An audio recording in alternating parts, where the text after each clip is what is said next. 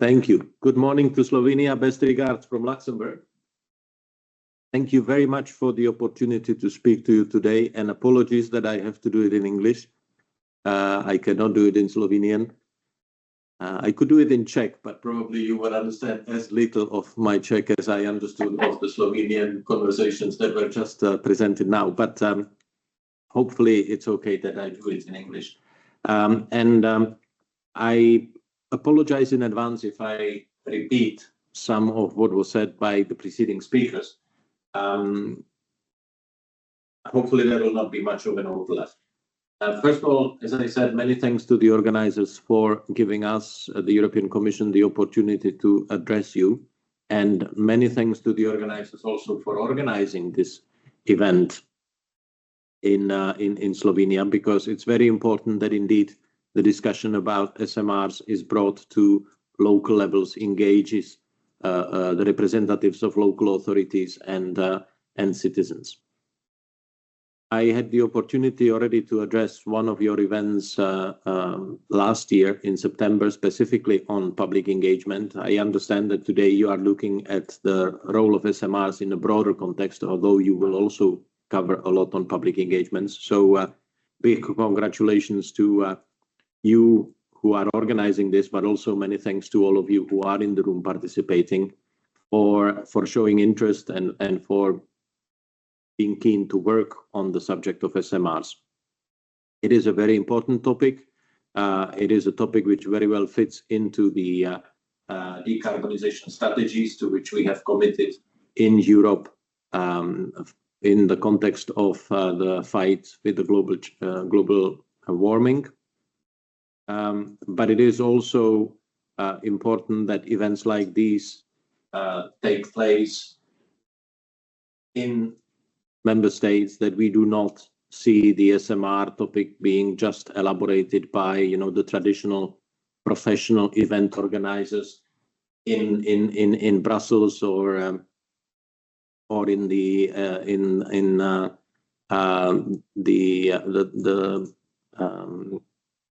places where conferences traditionally take place without necessary background. So I'm very grateful that you decided to actually look specifically at the transition of your region and the possible contribution of SMRs to it. And as I said, the SMRs, in our view, fit very well into the overall context of European decarbonization efforts. They are a potential technology, potentially important technology for contributing to the objective of climate neutrality by the middle of the century. They are a technology that is not yet deployed, but is, we believe, close to the market, so it can actually make difference between now and middle of the century.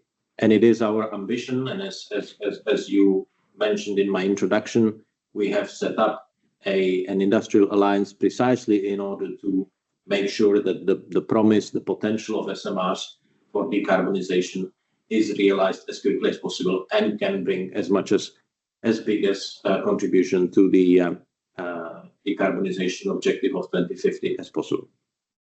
Now, we don't see SMRs as competitors with renewables. Of course, the main drive for decarbonization will rest with the deployment, with an ambitious deployment of renewable sources, in addition to continuous improvements in energy efficiency. But we believe that SMRs can be a good complementary technology to the deployment of SMRs, particularly in cases where we are talking about replacement of power generation or energy production based currently on fossil fuels. SMRs are not only not competitors to renewables, but complements to them, but they are also not competitors to the traditional large-scale nuclear power generation in large-size nuclear power plants. If I understood correctly, some of the preceding speakers, particularly the representative of the ministry, made references to Krško. We don't see SMRs as an alternative to the large installations, but rather as additional nuclear option or nuclear technology-based solution for tackling decarbonization of some power uses or energy production situations which are traditionally hard to decarbonize. The need for heat in industrial sectors or in municipal heating, district heating is a good example. These traditionally rely on fossil fuels generated energy. They can be partly replaced by renewables, but not in every possible situations easily.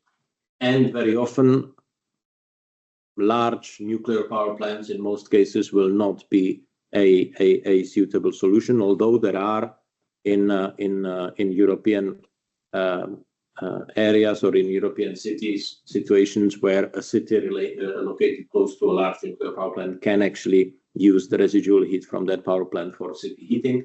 But in most cases, this is obviously not the case. So for all these reasons, we see SMRs as a promising, potentially powerful complement to what already exists as decarbonization solutions. And this is why we were very keen to see the European industry taking up the challenge and getting together in order to speed up the deployment of SMRs. We supported the work of the industry since 2021 through so-called SMR pre-partnership activities, which in the end culminated last year in the setting up of the industrial alliance. And I understand that somewhere in the program, I don't know if he's in the room, but somewhere in the program later in the day, you will all enjoy the intervention from Franz Bogovic, who was in the previous legislature a member of the European Parliament, and who indeed in the past few years did an extremely important job in bringing the attention of the European Parliament to SMRs. And he was one of the key MEPs that we worked with in the previous legislature in setting up the Industrial Alliance and in gaining political support for the setting up of the Industrial Alliance. So, Franz, if you are there, many thanks. I hope you are doing well, and thank you once again. Things like today's event and the possibility for us to speak about the SMR Industrial Alliance to audiences like this would not be possible without the great work that you have done in the previous Parliament. Now, based on that momentum that was built through work with the European Parliament, with some member states, we were able to launch the SMR Industrial Alliance last year, in the beginning of last year, just about a year ago. And it was the right timing because after the 2 or 3 years of the work in the pre-partnership, there was a mature concept of what the alliance should do.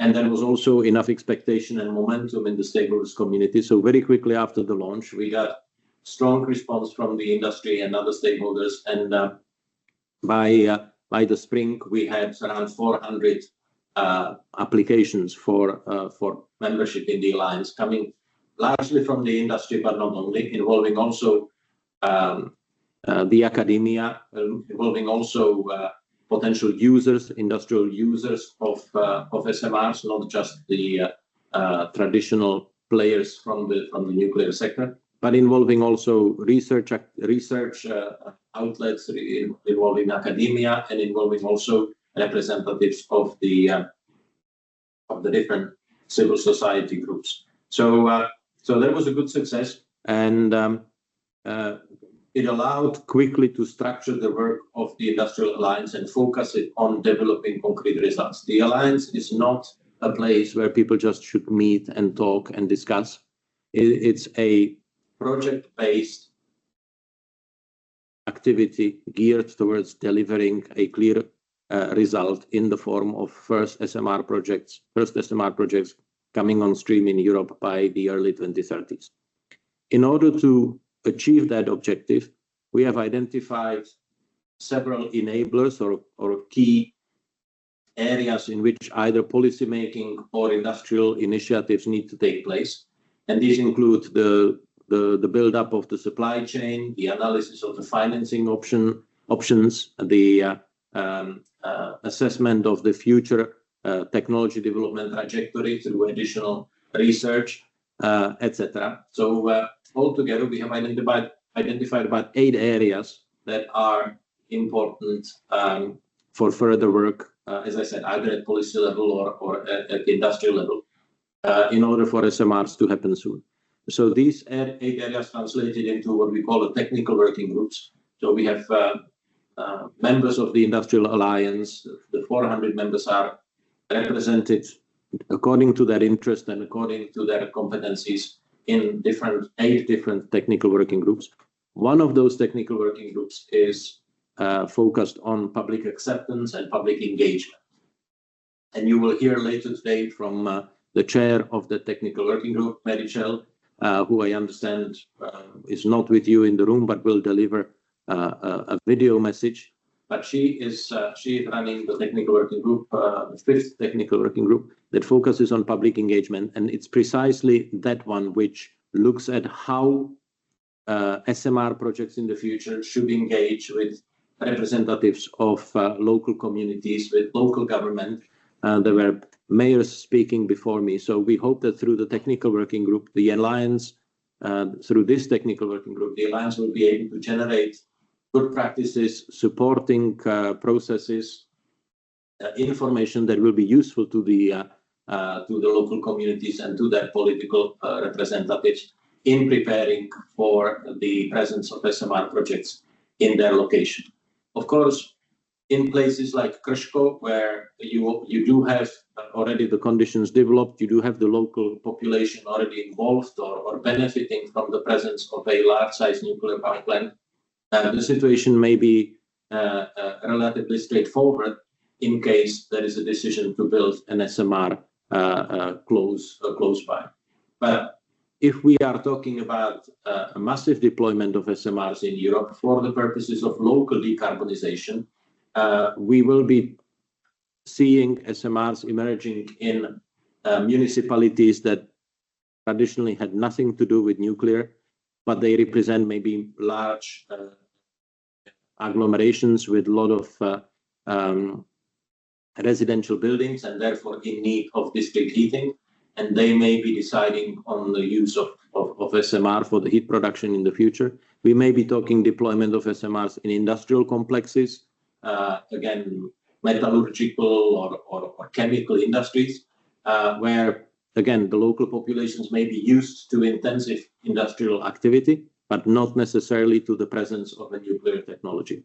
So these situations will represent new challenges for local politics, for local populations. And it is very important that the SMR Industrial Alliance addresses these and generates from the start an important set of deliverables focused on these challenges.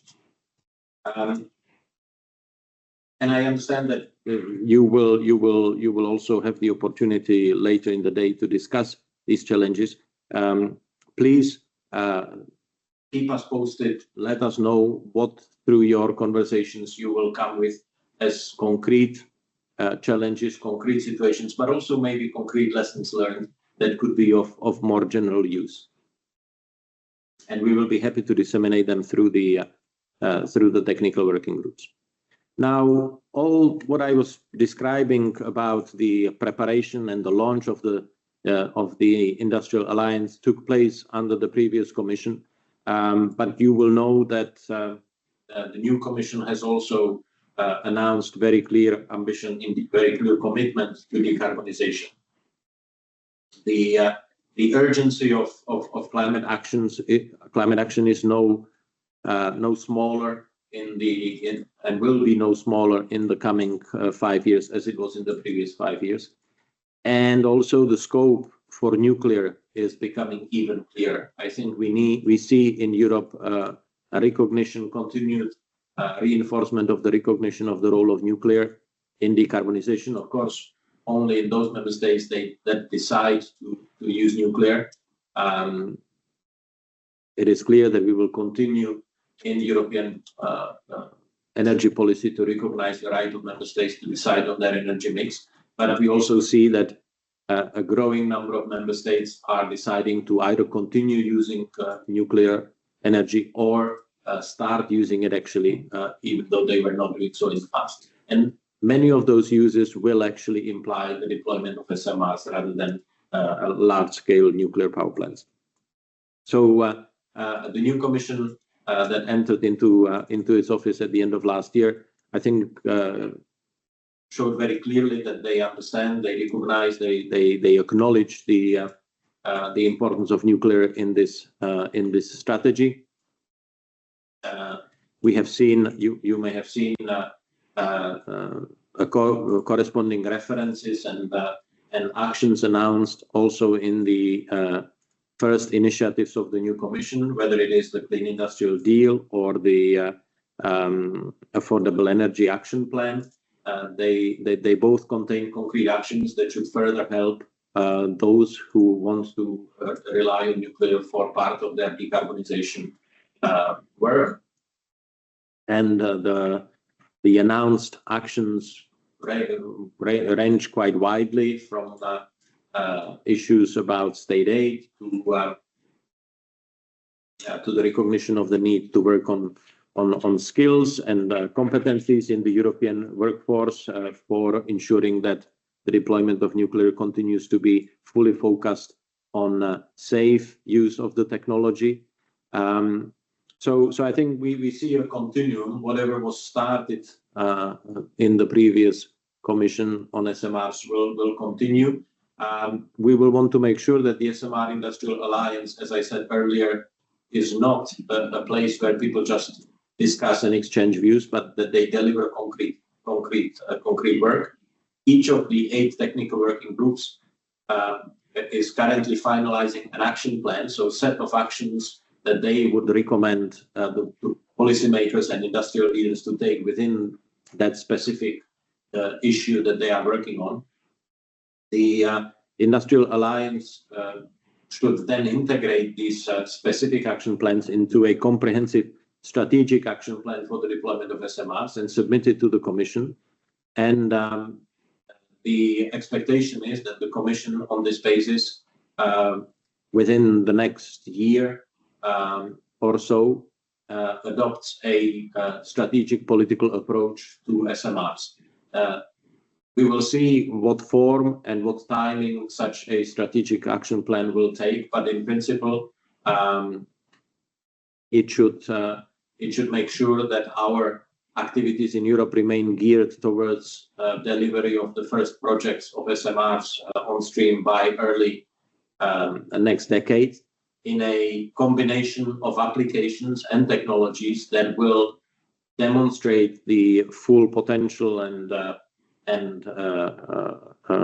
ability of SMR or diversity of SMR technologies and their ability in that diversity to cater to different needs and uses all across Europe.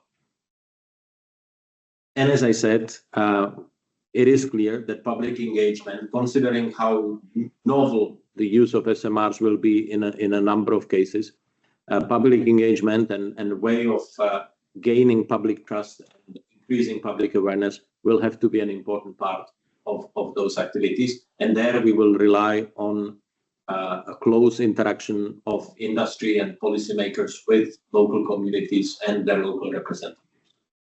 So in that sense, I think your event is very timely and also comes hopefully with good results, good ideas, good output that we will be able to integrate in the work of the Industrial Alliance in the coming months.